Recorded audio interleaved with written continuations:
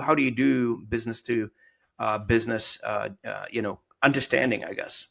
So the first thing you've got to do, because you're still dealing with people in B2B. So the question is, what size of business are you going after? Are you going after enterprise? Are you going after mid-market? Or are you going after small business? There are benefits and cons to each one of those sectors. So let's unpack that a little bit. So at Iridius, we're exclusively focused on enterprise right now. And so the great thing that comes with enterprise is that they're big customers, which means the deals are big. And when you land them, they're typically very sticky because unless you really mess up, you've got that customer pretty much for life unless things change, right? So then it's about landing that initial beachhead and then developing that account where you start getting the expansion of your products and services throughout the account. Those are two different kinds of people. So you've got a hunter who has to go hunting for the opportunities. And then you've got the farmer who is nurturing the account so you can get the expansion, get into the next opportunity and really ensure that you're not churning the customer.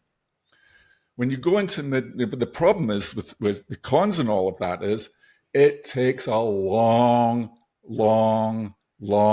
time to get that deal done. And for a startup, time is your enemy. Time is your enemy for most companies, but especially for a startup because you don't have revenue coming in the door. You've got a finite runway. Yeah, short cash runway, right? Is exactly right. So how do you augment that? How do you make it work? So there are tricks that you do to make that. So how do you get into an enterprise faster? There are ways that you can do that. You're finding the right, getting introduced. A hot introduction at the right level is key.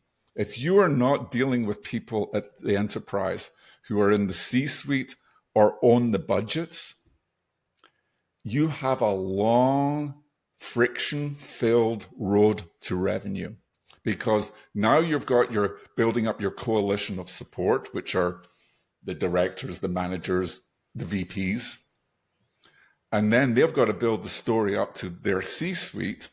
And what do they know?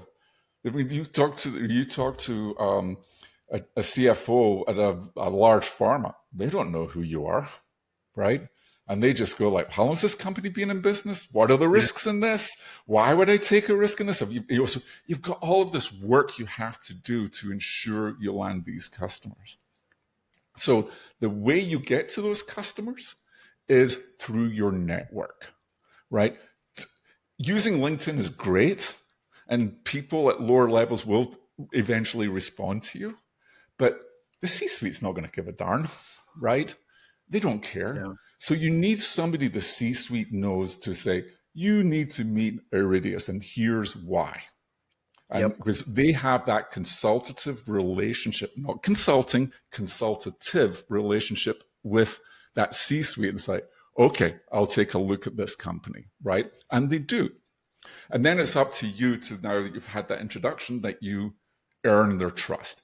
The thing in B2B, that there's one word that sums it all up, it is trust, even in small business. 100%.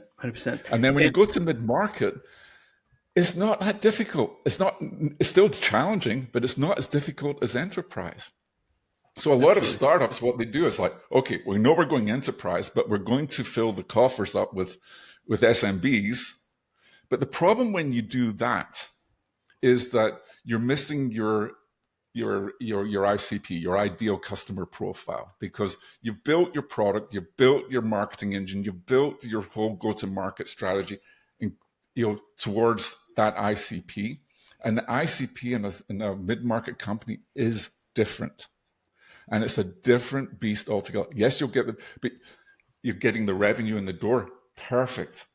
But you're still missing, if you've said to your VCs, your investors, we're going after enterprise, and what they see for the first 2 years are 90%, mid-market businesses and, a couple of percent enterprise. That's nice to them, but it doesn't nail the story home that they go like, well, I invested in this enterprise grade company. So it takes discipline and it takes relationships to break or hack your way through to the decision process. And that's what we do.